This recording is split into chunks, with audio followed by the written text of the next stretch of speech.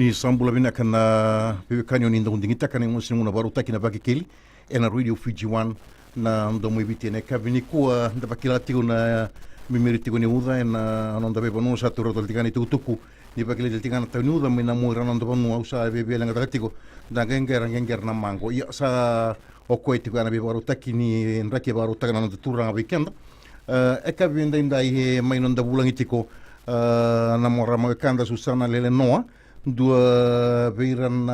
i bogal silesi ka vengarabi na tambana ni vei la kwek na buno mamada na kerengarabi na vei to swek na nda vei tolo ni ngauni sala ka en rabi talengan na vei ka membala tana na rabaki en bukurin raki en dondunu maka salabat kin vei ka kota mai ngauna na moni ambak ngoka na raki oso nda vei to swek nda bakila lebuna songole lebuna singa bakadanga danga bakana mata tikoni kina e rua se wati kuna lomani bulan da bakana mata kina salabata kina kina bakaruta kina avi dingi lebuna da mata ni tu kina sere kini buli kina vi songoni mara we salabata ka Susana bula binaka ni bula binaka mala na wale busar na kina mai tomani na bakikeli ena ekavi ndai o bambuta ni nduna kalibu enda bakilati kona ngongok ela kena dotti kona na lenga bakadala kainga undi sa ndu enda rusengi rongo saranga ni rongo ni nondur minda buto ngok ela la mani bale ni Malaysia na daba na muni tuku ava bera ni baka buti ko di kena basika na bakadala kainga undi sa naka nakvale mal kitu va nakvale na tambani bela ka kibona mamada ni soliti kindo ngono bango mena tambani kakamburaki na kena soliti kuna ngono me kito na me bakande takina vida na ka kito sa rede tiko na ka ba buna tiko na bakadalka nanda ngoni sala na vida na ka kito rede tiko sai na lebuna buli sada ketiko lebuna awareness sada ketiko yo lebuna badal kaya de chingo se ko saranga na oirna ndaiba oirna ndambe tiko na yuli na non raseni bak mureti ko na lani ngoni sala kene karua sora mateni tumbek ngaran rebo tu vida na kale lebungo sando bande teki tukuni tiko yesanga ni turchu bambimbi ve rambaka na di bakati ko na tolili nanda ngon sala vida na kakitor de tiko pina bole busar ni sotabi tiko na lenga bakadala kai ngoni sala nangono matanga da bitang tiko ngo karot ni vida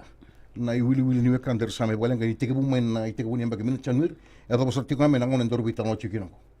nakamala kana na wili kito sa torati ko komandanga sabandi tekitiko eli masanga bul kawalu me baka tutubat tay kena baki ronondolo tin kabitu basanga bul kabitu nangono bata bango bakenda sabona iya vida nandu indui lima sanga bul na bakingo basanga bul kabitu na baksaw basanga bul kabitu kana malam bal sabi betu muti ko nandu angok se boti ko divindu ni boto to botani nangono batango ka baki sangima iya boti ko ka weekend na vi mama ni bulango ka sai ka tirgali muti ko ni singani ko to bangoka kina aruna bula vi mama ya mena baka davar na mbaki ngok sa baka biti kuna na na baki baka doron tabi tolo ningun sala kina no mundo baka bikila baka bi kan ti mundo baka bola ka keira ni ran nan raiwa ina kira sangai milibina na baka dalka nakamala vida na tubu kito sa takabo titiko berto nito tambana ni road safety ko to rede tiko na awareness ko ngole tiko biba bulidi awareness sibi ko ni buli ber na leni banua ada ko tindo na sa tiko ni tuba mena lama ni bulango me ada tiko na bulo January mena da kendo na National Road Safety Campaign go mena sanga itu ngaki na kona wili tokango sa sanga itu ko mena ko ni gay toso yo kito sa sang sar chuko man lebu sing wala ni tambani bela ka ke bono mamada chuko talanga virto no visa no to ana rabaki nda redeti ko no to ana rabaki tal tingo no visa sa kito babin minak tal kina bera sona tambana no rasa laku tiko mai mermi bebu kena sanga me balilita kina bakatal ka no ngon sala ko na matangalingo ka kene bela labi ka ni tukulo tika tungi makina no dita bi taudo ko no le manua iyo Keri tungan kina weekend na leni vanua menda vitoko ni taka. Sa le una programa lako tiko. O kla vidor tuni te bali sile sarto ngole timai. Sarto me vande ataka tiko na kina daka tiko sona nonda daka songo baro daka tiko ko ni saba rita ko titiko. Sona songo ba koro ba lotu ba vanua. E tuna ni to itabi kito roni sureti mikin me kito ngole ani kina. Me kito le vital no bat kir na tiko na besongo ngor na kena sanga itu nga me kunile bona pakatal kay no ndongo ni sala me kito sanga sarto nga me kito lako saranga ni beir na len vanua goko ir na pa motoka ir na driver ir na sange bina nabu tiko mera driver nagere dani ndo bola kni da mena moni ambaki le borando boli lori mera ilola mambeka verna non ritoka ni matabu vale se da sona bununi da kazaka ya kona tambana ngona kito lako tani kina me kito ndo lebi ban reti me kito sanga saranga me sember ngai ndo matanga itu relation ni me saba buli dito ko na bimbi ni kena maru itu kona lawen non ndongo ni sala na bali musar Susana ni bat kong gor na iba mata na tarlu buiti kong goka na ken sotaviti ola badalaka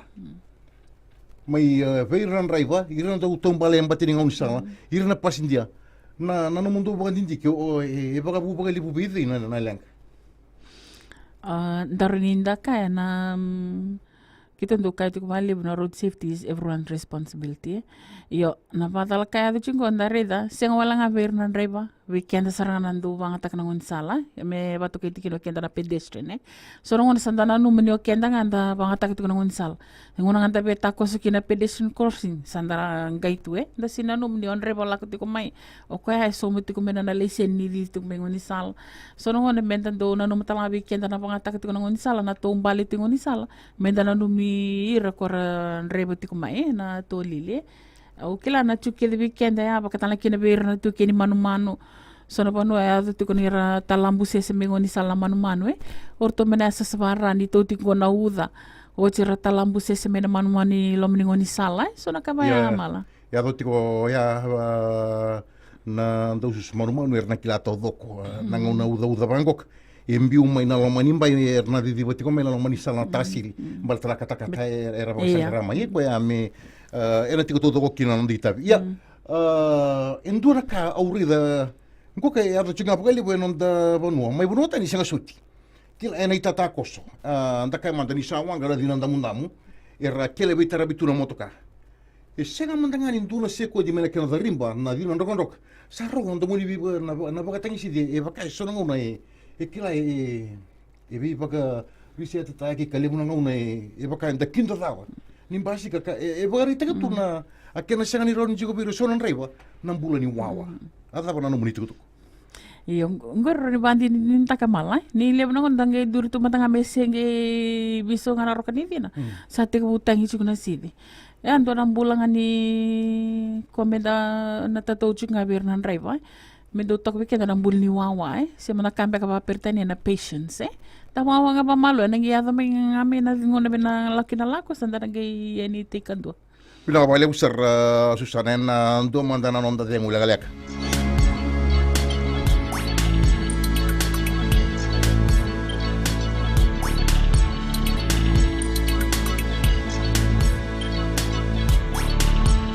na wale busar na kela dingo mitiko weekend na vake keli na Radio Fiji 1 na ndo mabiti na kabini singa moni tiriko na ndo bulang itiko Susana lele nawa mana tambana ni bila ko ke bono mama da Susana etiko nga na kawa membale tir nan rebo na non rebo garau en buku ni nonra avengara ves ele bulang una singa sarangani erondra tukuna ni singa ngani rian rabatu kasanga ni baka mera kawa itaka nambula non rambulo era vengara vera bukur ira rabondo tiko mbanga na tolili ena ngona era bi bogali tiukina na kena sanga ni boga muri na lawa ni ba kaulori ngole na kena sa sivi na sivite bangataki naka ko na kena ndo baku tipa totol na lori Tiku tanga weekend na pasinindia na ndondono menda na ndo woti ndando tukuna ni venreva sa rito tolo sive tumbe kana na vivi wa mimbi ver na ndo wondo vol na minibus sena taxi sena basi mandanga senga walanga ni kena bako tiba to tolo na lori wa sonongo na rando ngir talanga ma wir na lew ni sosaya to ilom ni lori rabondo katiko tiku tanga weekend na pasinindia na ndondono menda na tukuna ni venreva sonongo na be tunru bek mon reva ana tu bir na leni banu ando ni tu tautiko nangono batanga ya ni to bela monitor na namba ni lori na ngauna batike na tiku ni tu texting platform na 582 ni text taksaranga na lori bata na daba ni rede sakasaka bir na leni banu akwa robondo tiko Vale busar ni kakuningula daba na ndingi taga tiko na baki keli Aundo la batiko weekend na tale boni karawan na ngiri tiko makina ena kabini kwa nanda bulang itiko Susana Lelenoa maina tambana ni bila kwa ke bona mama Susana ni okay ndo kan to mon telefone serando na wale busar na ngiri mai gona bagi keli ni bola benak mala pula bina ka Susana oh ya ngido kai yo dona ka nugo reiti go na do wona basi aureta nga basauri tona na private car ha dia pasin basi tawno na ran drive ni basi kelle talten basi mer bulan na donga ke bayar sente ke mami do tori lasin ke mami do bandi na tag matay na chance ke do sulia na basi wala basi bondo ti lew ni bonua yana bonua lew bitingo dono wasin lew na reba bukta kichu ya sinin do ka ka kichu ya dono ko mama super na lenta wale wi mbalo to kan sala ya do re kirsara katunga pasi kana motka wa bitalia mer dami ti belum basi ya sin reba mer torci na kamera ergai rega motka sa ber do pasi pari telia ngona oso dona eran rebi ni motka ke par ya lako pada 3 miniti liu merambiuta me klati uni sala ibiti ni kwa kausa sivia na lori motka ke to madang na bonan lawo na sala yo kita tingon do ni korreleu yo bonongo na lima sa bulu liu kana oso digo suba sa bai oso talanga na gonsalike ke mami do takoso ke bodo basi mai takoso laksara basi ke takoso ke senga dona do ka na zonga na kabaya sayado yun already volenga bada madanga mesa sonan driver matai warning na karua mesa bulatolo bokor license son kabaya zaka na maro kesanga badal ka ngun salaviti sendrauni yali na to setunga yo na salaviti vina kabale already chu vina gunwatani na sala chu wazar lori do tabuki chu na salaviti bunwa ker sala gergere te asile zaka vina kudi ya dotala kan bina tuna na Susana me kema mina mbaki ono sanga bulu bata sama i basang bulan dola solitio na dola bula utinga na basa pangulua mole richata dotala ka pari baki salati ono rekad na ngone buli so na tamata lele gondo bano korwo sareda tamata lele utaru baki ju kata lenga go me tarobi era mbasi ke basin rotanela era na sanga me tumuna buduni mbasi ya na mawa na lewin gono bila kwa le kele bolon sing mendalawa na wale busar na ngiri tiko mai na lawa ya kavi ni kue na ngande pomo ndo na mli pomo tau iya mina kabale bu mina tak na ngiri da ketiko mia ko beira na ko na no do kele tu nampasi endar ni bandin din tak saranga sorongo na resin rom tangani ra mera kele ni bina ke sengra na lebi susu tumbe kana bas be menge sangatal tigo na motoka sorongo na traffic jam beka kendaro ni reda na bunga ngon do ada tigo na puno tikina dina tata koso ni sena pedestrian crossing kona beira na reba baya sachu kuna tubu ni tambani bela kake bono mamada wirna reba sara toto ngi tekitiko so sa sultik wirna warning sara laktu mai memer mai show cause so sa spencer chunga non release tolo na bula ono na bula so ndo na mbaki yenda ngere da ningone da kakina na ito tonya beira so ndo balo lama to kni oti sarange ndo le tangi to kani bal bola bola mi na ngona ran reba tikina rasindo baksa mata katu ani te total ngachuk birna reba so ngon sarange ngole an mertu kuno ngona nungu buru sartu ngani ni tombola ba mata bubale enga sona ker tu bikito sala ngole tikuna itu tongi birna reba koroboro ketikuna lawa buat kena karompek ngako tuntu me ako ni tamala bela tebera na bangata ketiko na kani ngone budi iyo dona kaya kito sa daka tikino kito na sa tiku talana kini tutongi asala ko tina kena na awareness beauty ko na nisibe apa bera ndo bangata katala tiko na kad ko me banga takinon rakad banga takitu na kad nir na ngone sa tu talanga ni tu tongi sa tu talanga orto na leon ni to bingkara bi no ke de merto na rede ti ko erna reba ko rando tore ti ko na kad ko sindo don me banga taki verna na adult beka Bina bale usar ndo na kan de to na mon telefoni sir ndo bina bale bunan girma ni mbula benak Boleh benar ita. imbosa Mani healthy nguri. iyo Ayo. Woi background wat ko la. Bana kana di lu relation go. Irna wani go ranga idda nga bido. Batamana na one lane ngai. Sinta na bisibi. Maka ure ni ko ba bimbi tikitu na bono na vitau lile. Ndo tele kina mina tiku weekend do tele. Oni bosa tinguri ba madala na bukuni da na itu ba kini ngoni sala sen na akena en rabi na rabi to sakina luri. Au sa me amba kindongo sini ure da bandon na ilti me la mingui. Ena batu ko la back road. Yang bandon anita. Batu ko la back road. Bina bale usar turanita bina bale bunang girmai su. Ya, bina kabale bo sana toriti ko na batu na bikae tukuntiga me urto me batu ko la back road. Ko na tambani tona ngoni sala. Itu ko talang harto na tambani Fiji Roads Authority Korte akondo orto redor to ngoni sala ia na bato tiko bato tumbe kan orto tubo talang orto tubo yo sana toriti ko na baka sama ko na ka ke tikon ko ke kanga ni ke la banga takin nanga ba boka na non da baka sama na ke baka sala re ngoni sala osos ia na ngapi ron riba merna bitu saking ngapa ka malu na toru talanga nga una na bibu ka tor da taki Dona wekanda tigo na mon telefone sarando bina bale usar nang girma ini mbula benak. Isambula. Mbusak. Dona no go marawa. Koi? Ina bukuni ngongi sala bibit kumai ni tasire. Ni tasire mai ve Mai monasabu. Monasabu koya? Nambasir to vingara bichigi na tedurwa. Basin tadi rua iyo? Ya, rindro klana ko kumraw mala na ngoni salo ni weekend tu. Koya? Nambasi mandara usani chiro na leni bonwa. Iyo? Chiro. Endo sibi chiro bana basa ngabunu, lima sangabunu. Na dosi nambasi. Wakara borba kisarro na roba kombasi na kanjaro vingara bichu mai bawo. Raun rebo nimbasi. Iyo, raun rebo nimbasi. Da samba undu bosa virau. Sa bosa taki. Siang ni zaka cindera. Asang wale na tuku en ngara tinimbasi sa nakamba nimbasi sa vingarabi. Sa ngol lay tuku birito na manijia. Ya siang ni zaka ndona kan. Ngo nakamba nimbasi ntadirwa. Iyo. Ya pinabale bunakawi ma yana ekabini ko ya suna ituku en koto warta kana vekandarwa ya menando mandaron da dengula galek.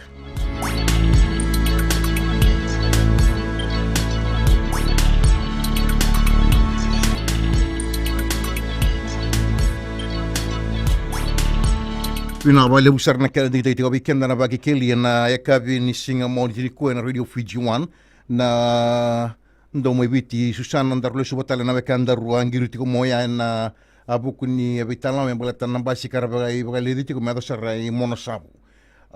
ngoka na basi rangwale nang gele wai ya na itu ko ya na batani sabar dito ko ni sa ngole ni itu ko biro non raiba saya do talangani tuku biro ya jit ke viren yan na bali bola ni basin tadi ruwa na tata ero no na bandita Dona bi bandita ki ke baka sa betni sa tukun suka ko ni sangolo ti berto na tokini basi yo sana torno to ron bi ngame bikito na madim basi bat kinang una taba kona ngona nga diditi kini na korro bela tani kila sono ngona ke baka sa tan reverto na tokini basi sana don mena ko me bikito nang game reda na bi kamena da kabir bet ni ka to ka ko ni sa barbek sana ke na ba bek tak tok na basi mi na sona siru tiko na pasang mo iya ya antone kan to kana mon telefone so ndo bina bale nang girma ni mbula benak ni mbula ni sambula benak ni mbula benak ko tubia mo ka ka mutu bulian iyo Mereka dorang basu pun dia mesti mana bas. Umodua isu ngai itu bango ko ngai mai jivi tu na pas ngai ro telepolitiku. O telepolitiku tu bango ko grito na la nekene. Kele bango tu le wa ko le telefoni. Ko telefoni ngai bango ko le ko ngai poso ba sa bio. Mai ado sana ngai palele mo ngai grito na la. Grito na la ko bola na boni basi ko talarango bola talanga na time ko ma nangono ko bola kani zaga ya na motokal. Mana ba mai kilo.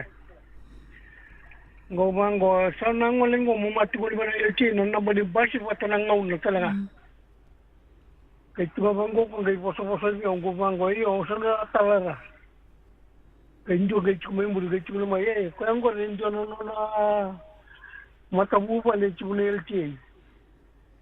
Angkai kira-kira ko dia lebih utalo ko kira batang ibu na basi mulai setelah buah. Ema kira-kira ko kira lebih bosot.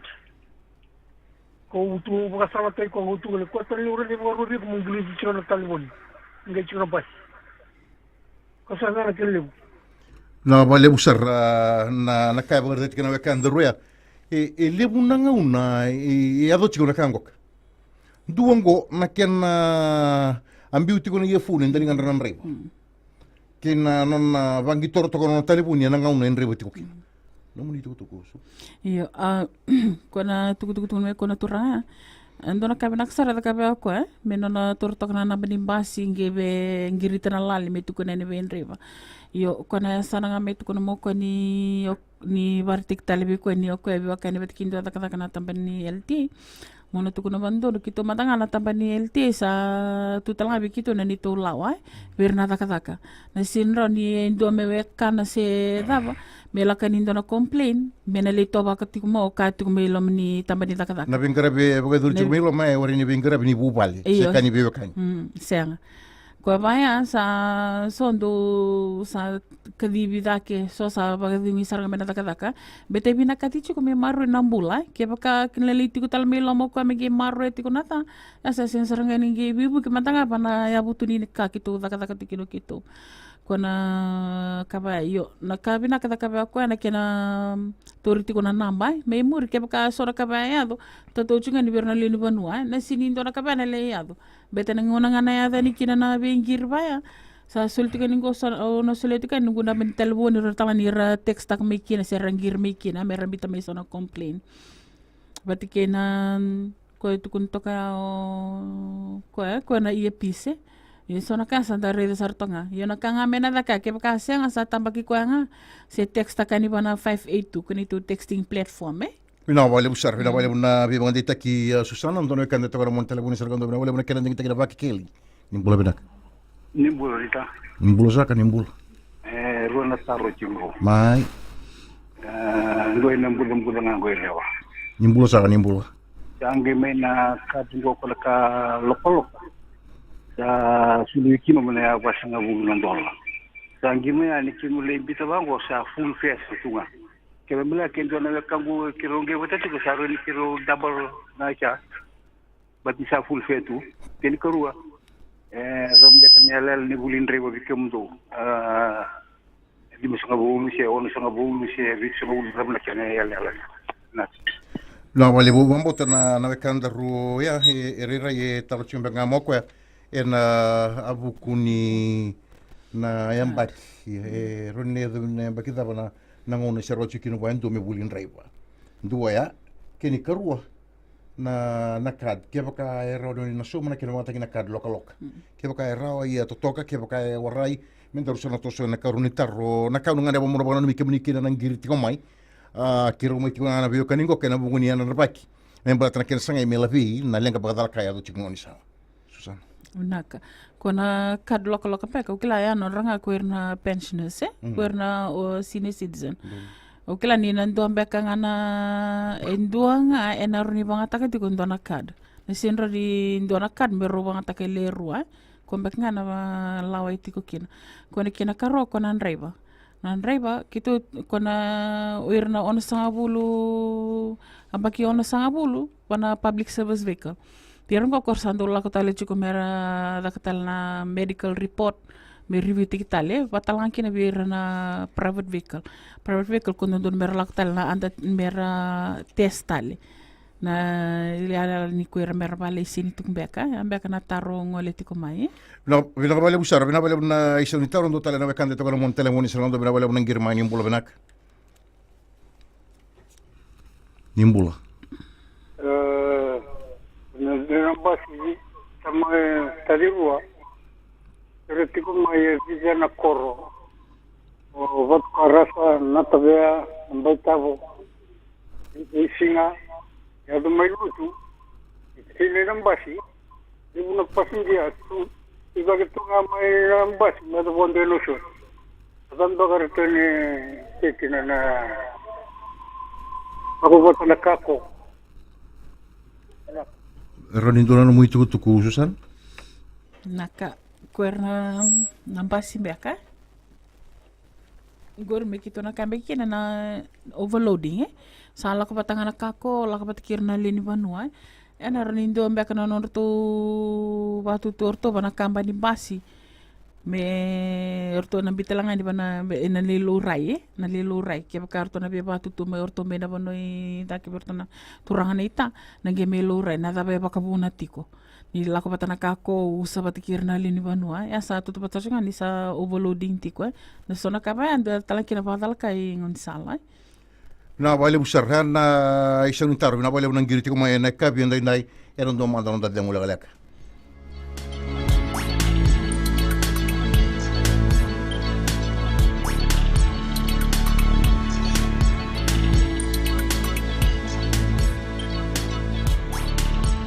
To soti kon na vitala no era baki killing Radio Fiji 1 na ndo mi bitene ka venden dai o be bona no mitinga mena no muni vale ni walish ve kemunin na vekando ni tiko na taunda kuni be korle lebo nda be korwa viti karabien karabi chikoni kina nambasi ke baka sama ni laurai ni senga soti ni ara edo batiko na veka engan revi na bukuni no nambula endua endo do me baka levi e raro salto na veka ni ndur muni na baka edor mai non na mai vital no takabambala wangok era tiko no muni biturunga ni kor na mata ni tikina kona yang non raso michiko irango ni kota kino muni kungru era undra mata taki kemunia ni na vivanwa ka kalangan dia bimina bakina na kungru ya na ngau ni sala rawan duandua blata sabi na korli busar ngata ni sada butim ya ura ni bagan bega takan ratu ikya o ira talanga raso michiko bukan mata ni tu na bukuni kino tanggar bele ni banwa ka tukina na itabi merangole mer namata tay kemuniti ko na be kauni kunruvaka ndo na we kan to ko mon telefone serando bina bale busar na ngirmai ni sambula benak ni bula benak ito mun sala ko no kubuka tan sa no mo no buza ko la tenre tika sa blok ta ko pina na bula ni tenre na tan sa na kalam so ko tan mo to ka sa do wi ko bala lim tala so mo to ka ni bo sotia ni to ro ta tele mandana mo ni tukuk Jansen goi kalambu na menua wilanger goi rano. Koya? Yo, na ten right ka so sa blok ta ka na bunua. Turn right. Taka santa si tuwa bala bu mo taka da so mtal ti mo taka. Na ten right ka da sa da ta tuwa gole di tume man ko sa ki la ko. Tenen bale na bonu endo don me ngole kila na motoka eni matau sa songo tiko ka sa muri bagang bala bu na motoka na mo ni tukutuk. Iya, ko ga. Na bale busar ni ba madalamant. Minaka vamo te ambe kana itu tu borto mbite chukuna Fiji Roads Authority bela tende orto norto tu wa tambak ndo orto na kena design te kiti kuna ngoni sala ndare te tuko lebu na bibisa we da kiti ko mero ni ndare da ko mandangai kumbukawa ya lebu ko rata ko sasarto nga mi makoi ko la ko mena usur ya ko to mi wa na taltika ni kina traffic jam yo kila na be ko na tukumbak melom ni sala ko na complaint ko yo ya norto tu kuna Fiji Roads Authority ko na itu ni kena design te kiti kuna ngoni sala Na bale busar be kemundo me kumbukawa era don do gaire chico bertone farri ena buguni bukata tarong ko ndon kan to kana mon telefone serando bina bale busar nang girma ni mbula benak Nimbula binaka, ngonga ni lebuka. Koya? Kira nga ni kirendo virtuna ya les ni LT. Kira ni wala manta may lebuka. Nerarida manta na overload ni passenger rakabo chukir na kiri la laingo. Sarpi ko chukir na be korkoro. Pinakwa lebu. La bale busar endo na itukutuku ya wari ni bagala sui bagando na eso vira kuera operating go kan taunda ko ni bikor lebu sarabata interesar singa na lawan ni bagabondo Adavan no mundo itu na tambana ni bela ko gabro mama. Naka, o kila ko na overloading abai mala, do tala na ker chunga birna lini banua. So nung santana o kentala mesana tu tala matanga bi kenta na bibuke. So nung santana no me kinto gelak ngabando na singa to ge usa na kedi tunon to usa. Klange bayange sono bono klabe rombek ngana keri asitul na keri bingara bitiko. Sa tu tala na ker birna lini bono ker bona no mirto kana kani sono ngona. Sana be tu kuna toko onre bani na sinira wanda dikito ka sartonga o kenda na lini bono. O kala na tu tala be kenda na bibuke menda na kere kena be lini bono ko na usa na tando daka botu Sanda na dike ngai ni sono na sana sinreni basu ko to keni lori. Yo sona kabaya kito na kebaka sona overloading merto ndo reida ko na texting platform sambi chika na 582. Pina ba lebu sar na itutuku na kawa yang wala me lebu ka ubaka sa mata sar sa vida na Singapore ko roi ko mai bale rangole chiko na lori ko relation ngo kana mai basa kena mga takina market me rangole ni vida patolang ka bo ni ngone iro tu ni liu ena ndela bo ni lori ongere dani ratu me murna tamatanga so tamotina ela não tem tabi ngani ana raba ko kenda me nda sakilanga não tem tabi nda tukuno bora ngone tambu dambi blatri vivi chiko na lori ni berni ga yatra boka ka sia da buso Iyo dona kandi nangore ona sini balasuya wambibi na keria wambibi weekend to ni songa na lakto ni bango sara iru tunga menangone ndambi tunga ernangase kese nga sora ndambi tumi bango I solani keria ndondo tal tumi tumba na yavanra yang sona ka kito ndo kahit ngono kito kere bibu kitu kana berna leni banua non dapat kedi chukuna bibu kese nga rabundo tumba tanga namba sinangone ndambi chingo tamo tina ngone na ndomone tumba kese nga ni motokaba itu reba chingo tamo tina liu ngone iro chukume tumba sindo chukubati ko muri kono sona ka ngona pa sona kala le saranga pa kito ker chukina na boleh besar susana bambo tani sa turindi tiko weekend na itu ni ruka wa itu na biyo kaningo ko mesa to sutura keria so tale kamba tuba namba ilili tubuga rube ni turi ndame me bangantaki dona bekande to na mon telefone so gando ni sambula kem ni mbula binak Nimbu. No sergai. ko Sa tua mayo waitini. So wai chiko no wai bangaranga na bunwe ko kina. And dola ka lo rich ko birnande wani lo lili. Nak. Yang sorry may biyo ninggir chiko me kino kang Ini man taon lango. na boleh besar na ken non raba ka uluri na ndebe ni lur lelebu yana ka waiti ko mai susar na daban na nomuni tukutuku Nako korna sa chukin ortona to tambani bingara bingon sala kita satu orang tiga bida na ndebe ni lur lelebu sar to tongi takitiko ko so saram boko tikon relation so sara kadibi azakitukani merli solbir na warning Kona kaba sa tunga ni tu ker talang abir na lini bano. So nakaba anda ko indo rere. Dari itu orang anak nambah ni lori. So no anda sanga matang kami dari na nambah ni lori. Wata na bono ya tu kina so na bilang kaba ya anda text takan. Kona texting platform satu kono chika na 5 waluru Kila na so no na kena na rate mbanga na rate na kaya tu kunda sini dandong wala dapat. So nga na ker itu kena begitu na tambah ni belakang kibono mamada. Pinabale besar, pinabale na nanggiri tiko main do tale na kandang ko pinabale besar na nanggiri tiko main bola benak. Iya ni bola benak. Bola. Mana bataro. Wiran dau biete tu sana ham pingam salen tentu ni be ame zatu asan dina kana ba galo di serangan kala tu. Kono bar bisangani ko. Pinabale besar nanggiri tiko main sangani Susana. Kila tu kunci mo ko na hampe na hampe kena ndombi na hampe ngo kona hampe ko tu kuno dona ngoni basu mainan duri bekan go baga banua ya en ndo mandan da dengu lek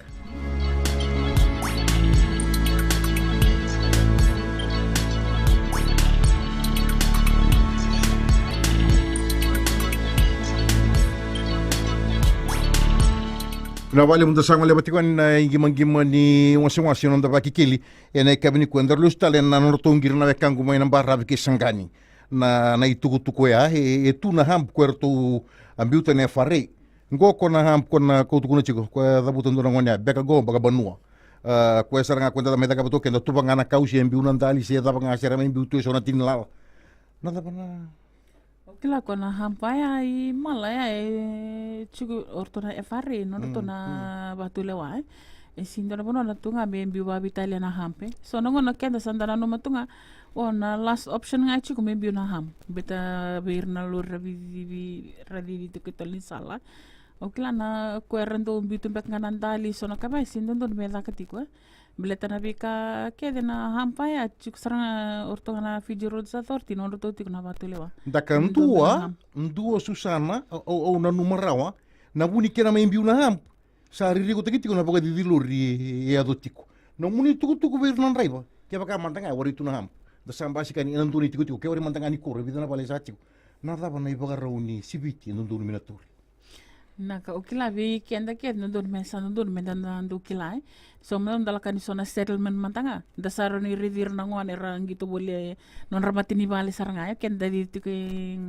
unisal dong na tata ucu birna badi di bakilore sa ketu ker bambimbi saranga so ngona sa sini kila tal minta bosa bada ba don meti ku tala vi kenda na badi di bakilore menda na numati ku nambula ni oir na tike mbati ni unisala na non tapati di bakilor tiko menendo bina no mitoka so ngono so mbeka ramaru taki ndo tu kini maru taki wanga bowe lur bo mbeka se daba se ndo nga mitok nga bikenda na biroko be Bina bale busar ndo kan de to na mon telefone sel tua bina bale bune kelen dingin tagina bagi keli nimbula binak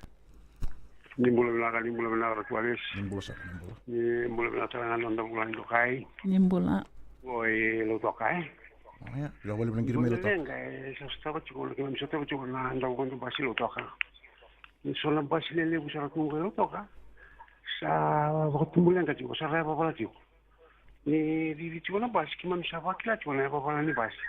li kuna basi lo tungo sa ramba makawa sana ki mami sa viare di ora pasi ni bonto ka chukolo basi bonto mandango na Fiji lo toka jera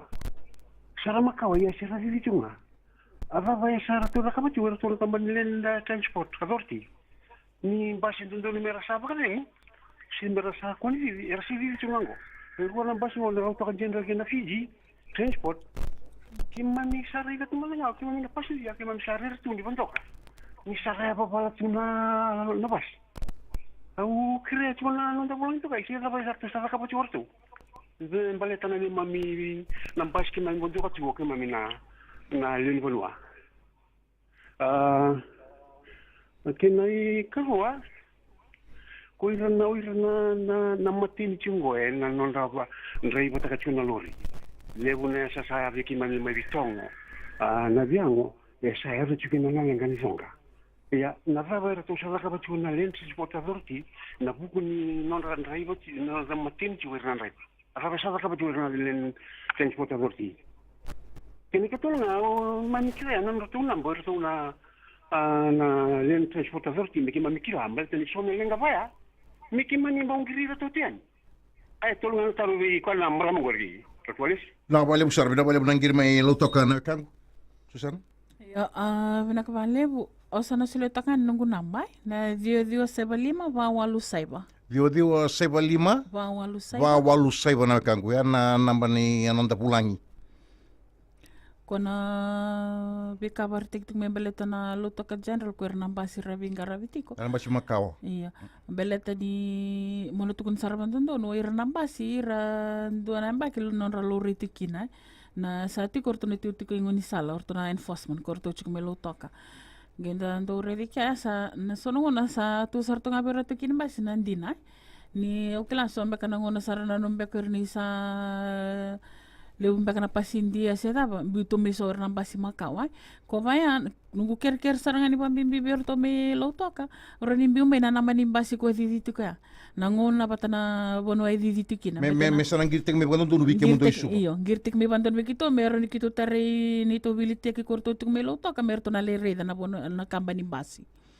kona sona kabaya belete ni yado tu eroni adu tu nor tu batulo ang air na tu kini basi beti sada ko chikuni tu bus audit sar tu lak chikur tu na tu tambana kurton do le reda chiku ko erba ke ba sar tu kuni mer kuni padi ngoni sala ya nor tu ba ketulo ambek ngor tu na kambani basi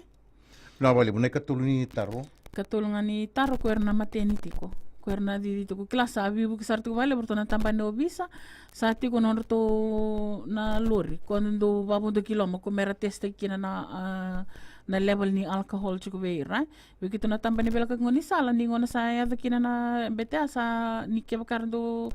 ada na bakatalaka si sorong ada na complain kito sa kadivir saranga menan reba se na to kini lor to kini lor sorong ono to kini lor sule tal to lor bendu ai kito sa do kadivir saranga me mer me intervitek ngona solivir na tutongi na vale usar Susana Bambota ni sa tambo ikenda koso chiko ngauna en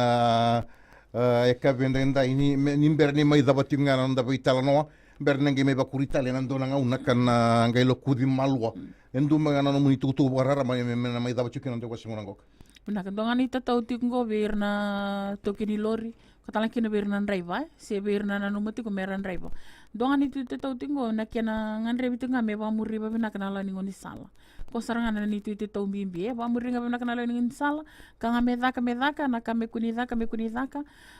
kena roko biti ko na vi science atu non tangon di sala wa bimbi na kena di bakiti ko na lori na speed limit sana kabaya beto kila ni solitu ko na leseni ko leseni nga mo nan repeta kana lori sintu ko mo sala ko mo lelewana ngoni sala kena tunga bi kenda na do bi roko ko mbek nga ya mala ni to ti ko mi bikito na tamba ni belaka ki o bambota suni ti o trengan na sandomi na rebagi ko eke eso na tamba na ni ba ko tuku bola tuku sa bagay tikilo na mundo yan na rebagi iyo binakamala o kito sa ti katalan itu tamba na beauty ko sana SMS notification go be rako na lori kwarsa di serta na wala sanga bulu lako dake sa beauty kan itu kutuku be irna to kini lori so sara respon tel tu mebe kito rama bini bina kata ko ira ni sulit kan na awareness mereklatu ko ira na di bakiti no lori so ngona sang ni rebati ko ira o ir tale sombe kan rolin mata bu vale se be irna kampanye ni tu ker tu ngani mera birna lini vanu ako sember ni update tak tunon ra details pambi mina na ben telefoni na postal address beto kilango se da katunga na awareness ni to camera ko lumbe karasini bakasama takati ko mena me update to ngani so na kakito na pinakata me biya ni sa chingo na SMS notification wala telefoni bi ko yakya sa ando na kakito sa sanga sa artikin ko na LTA na vale usar na abaga tunda linga tiko mai nonda bulang iba kan do tali Susana lele noa e wong ganga da bana muni tokani sana mai da beke ngai na magan kene kurunda vital noa en e kabini monitik tumai